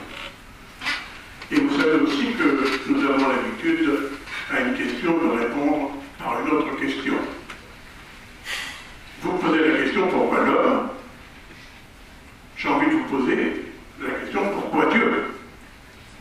Et nous sommes ici, si vous voulez, à parler de Dieu justement parce qu'il y a des intelligences et des consciences qui sont là pour en parler, en discuter et reposer les mêmes questions. Alors, je souhaiterais avoir vos réponses, bien entendu sur ces deux questions un peu plus prosaïques que celles que vous avez bien voulu développer. Et je ne voudrais pas terminer sur quelque chose de trivial en vous demandant qui de l'œuf et de la poule a créé l'autre. Bon, je vois qu'on va en avoir pour toute la nuit, là. Tout d'abord, quand vous dites croire en Dieu, pas croire en Dieu, vous savez, chez nous les Juifs, c'est des notions qui n'ont pas tellement cours. La croyance est une tradition chrétienne, respectable, hein, aucun problème, mais ce n'est pas du tout... je parle, moi, ici, en tant que rabbin, qui parle à mes frères humains. Mais il n'y a pas chez vous, savez, il y a même une blague juive. Sûrement quelqu'un qui la connaisse. Vous avez Rouven et Shimon qui disent que Dieu existe, n'existe pas. Ils discutent pendant 2 heures, 3 heures, Dieu existe. À la fin, il dit bon, il n'existe pas. Il y a eu trop de Shoah, Il dit bon, mais c'est pas tout. Il faut mettre les tefilines. Ils commencent à mettre les tefilines et faire leur prière. Il y a une sorte de praxis, d'évidence de la divinité dans l'histoire du peuple juif, qui ne passe pas par la croyance. La croyance est un concept tout à fait douteux d'ailleurs. Croire, je peux croire qu'il y a un dragon derrière et vous avez le droit de le croire. Hein. Chacun peut croire ce qu'il veut. C'est pas le problème. Le problème, c'est est-ce que d'un point de vue rigoureux, spirituellement, poétiquement, existentiellement, intellectuellement, on peut envisager l'homme, l'être, la matière sans Dieu. Alors moi, je vous dis que non, mais je ne peux pas maintenant vous le prouver parce que ça prendra encore 1 heure et par respect pour cette noble assistance qui ont déjà subi 1h30 nos délires, donc je ne vais pas continuer. Mais il ne s'agit pas du tout de croyance, mais pas du tout. Il s'agit de poser, on l'a fait un petit peu ce soir, à partir d'une réflexion. Vous savez que, même d'un point de vue scientifique, au XVIIIe siècle, nous étions, nous les religieux, très embêtés. Parce que le monde, le schéma scientifique était la matière inamovible, qui ne bouge pas, éternelle, un univers constant dans le passé, dans le futur, éternel, etc., etc. Aujourd'hui, je me suis même permis méchamment de faire des blagues à de grands scientifiques ou dans des colloques en disant « Aujourd'hui, messieurs, c'est vous qui êtes condamnés à la croyance. » Parce que maintenant, vous savez que le Big Bang étant un fait scientifique pratiquement prouvé, pas complètement d'ailleurs, mais disons que c'est le scénario le plus probable, scientifiquement parlant. Et quand on voit un Big Bang, un début, il y a forcément quelque chose avant qui le crée. Alors aujourd'hui, les scientifiques sont obligés, qui ne veulent pas reconnaître Dieu, ils ont le droit d'ailleurs, hein. Ils sont obligés d'émettre des hypothèses. Par exemple, une des hypothèses, c'est ce qu'on appelle le multivers. C'est comme des bulles de champagne. C'est-à-dire que notre univers serait une bulle de champagne parmi d'autres bulles de champagne. On aurait été enfanté par un univers avant notre univers qui n'aurait ni temps, ni espace, ni matière. D'abord, cette théorie est une théorie complètement religieuse, puisqu'elle n'est pas prouvable scientifiquement. Et deuxièmement, quand vous dites que ça a été créé par un univers sans espace, sans temps et sans matière, moi quand je parle de Dieu, je parle d'un être sans temps, sans espace et sans matière, on n'est pas très loin. Hein. Donc un petit peu d'effort, messieurs. Mais ce que je veux dire par là, c'est que l'option de dire que tout apparaît de rien, c'est une option de croyance. Et je dis très souvent aux gens, on n'est plus dans le schéma croire, pas croire, c'est plus du tout le problème. Le problème, il est aujourd'hui de savoir qu'est-ce qui, d'un point de vue existentiel, d'un point de vue anthropologique, d'un point de vue humain, d'un point de vue de l'apparition de l'intelligence, de l'apparition du monde, qu'est-ce qui est honnêtement la chose la plus probable?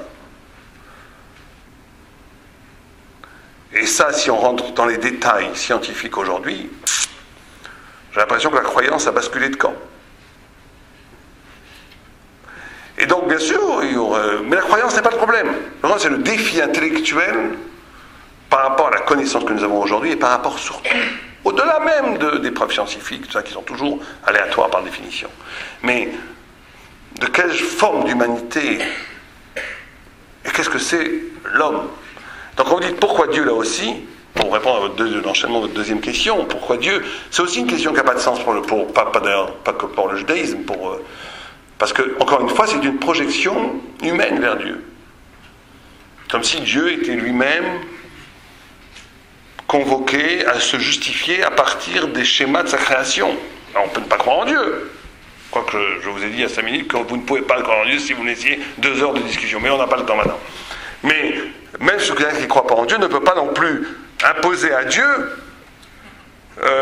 les données de la création. C'est comme si un peintre qui peindrait en 2 dimensions un tableau, on dirait mais comment ça se fait que quelqu'un qui est en 3 dimensions peut exister? Bon. Il faut bien comprendre que la création est soumise à des règles, à des lois, dans lesquelles, bien entendu, par définition logique, celui qui crée ce cosmos ne rentre pas dans ses lois, puisqu'il est créateur de ses lois. Donc on ne peut pas dire pourquoi Dieu, puisque pourquoi est un concept à l'intérieur même du cosmos, et qui ne peut pas être projeté dans une dimension qui excède les dimensions de la création. C'est une aberration logique. Vous avez posé une 3e question, je crois. Non, c'est bon. Bien.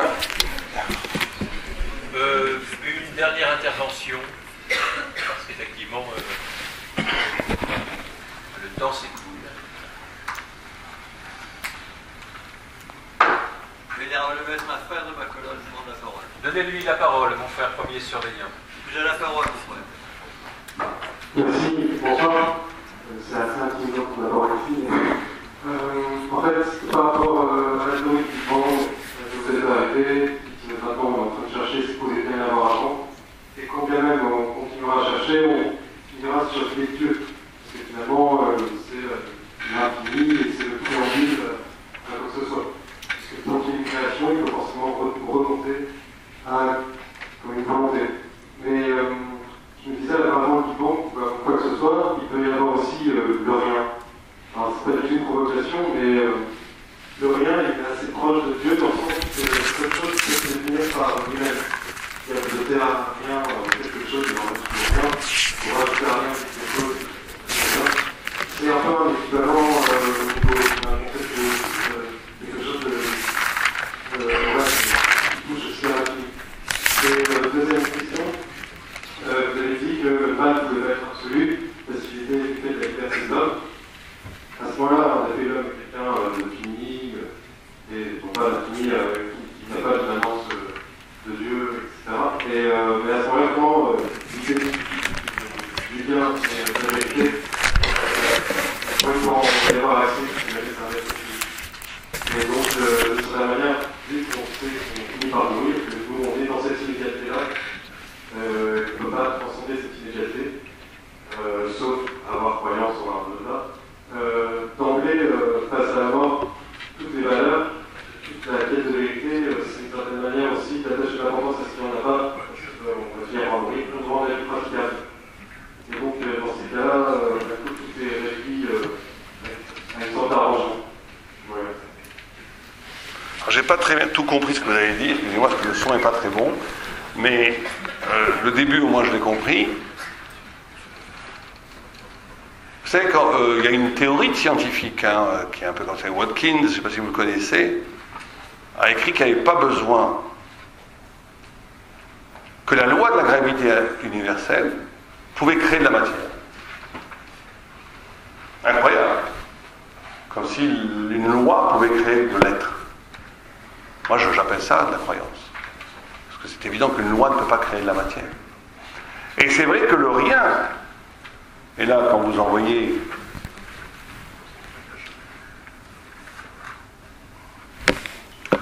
je ne veux pas rentrer trop dans les détails, mais en gros, il est évident que dans l'histoire humaine, il y a une tentative de remplacer Dieu par le rien, par le vide. Pourquoi ? Par rapport à ce que vous avez indiqué. C'est que le vide, ou le rien, ou le relativisme absolu, a effectivement l'énorme avantage d'être absolu. C'est peut-être la seule chose qui peut concurrencer dans la conscience de l'homme l'absolu divin. Et effectivement, on peut être tenté d'élaborer une pensée qui est d'ailleurs très prégnante dans la contemporanité, dans la culture contemporaine. Très très très forte. Vous savez qu'un des arguments les plus difficiles à contredire, quand on est dans des discussions entre personnes de bonne volonté qui essaient de comprendre, et on peut reprendre l'expression vous êtes croyant ou pas croyant, ou bien quand on n'est pas d'accord avec certaines choses, un des arguments les plus massifs, les plus décisifs, les plus difficiles à casser, c'est lequel ? Vous savez lequel c'est ? C'est deux mots. C'est pourquoi pas. Allez vous battre avec un pourquoi pas. Toi, tu crois ça, lui croit ça, l'autre dit pourquoi pas ? Mais pourquoi pas ? On va marier les gens avec les gens avec des chiens, mais un jour on va vous dire mais pourquoi pas ? Pourquoi pas ? Pourquoi pas si ça fait plaisir aux gens de se marier avec des chiens ? Et donc c'est vrai que ça a une réalité. C'est une réalité. C'est que face à l'absolu, vivons heureux, éclatons-nous, chacun vit comme il veut. Ça, c'est l'empire du rien. C'est qu'on arrive effectivement, c'est un absolu très très puissant. Parce que dès que vous affirmez quelque chose, le nihilisme a la puissance de l'absolu. Parce que dès que vous essayez d'affirmer une valeur, elle est par définition critiquable. Vous exposez, vous prêtez le flanc. Avoir le courage de dire une valeur, c'est s'exposer. Rien n'est plus brillant et plus facile dans des soirées mondaines d'être nihiliste et de dire oui, tout se vaut, rien ne vaut, tout est critiqué, tout c'est très fort. Si quelqu'un sait bien le faire, c'est très fort. Mais c'est nul. Puisqu'on n'affirme rien. On se contente d'exposer le côté absolu du rien, qui est un substitut à la divinité, effectivement. Voilà, je voulais juste vous dire ça par rapport à votre réflexion. Il faut donner une dernière question, si vous voulez. Eh bien, monsieur le rabbin, mes sœurs et frères, je crois que nous arrivons au terme de cette conférence. De fait, il est une parole que nous utilisons fréquemment et qui signifie que, comme travailleurs, c'est-à-dire que nous avons une sorte d'héritage d'artisan, d'héritage ouvrier, consiste à dire eh bien, que nous avons reçu notre salaire.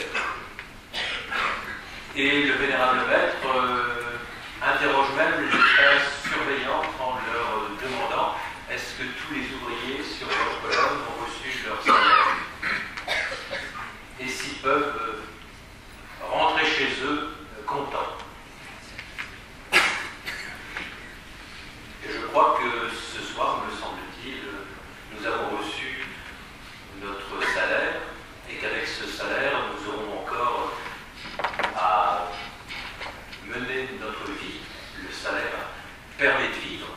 Il est là pour ensuite permettre à chacun d'assurer pour lui-même et pour les siens sa survie et pour lui permettre de se prolonger et de revenir au travail. C'est-à-dire que nous sommes vraiment là dans cette logique positive du travail qui mérite le salaire.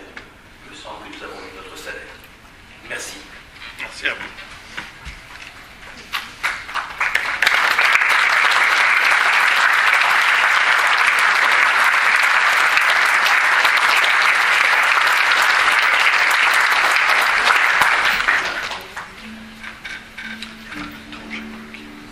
Donc, oui, c'est la première question.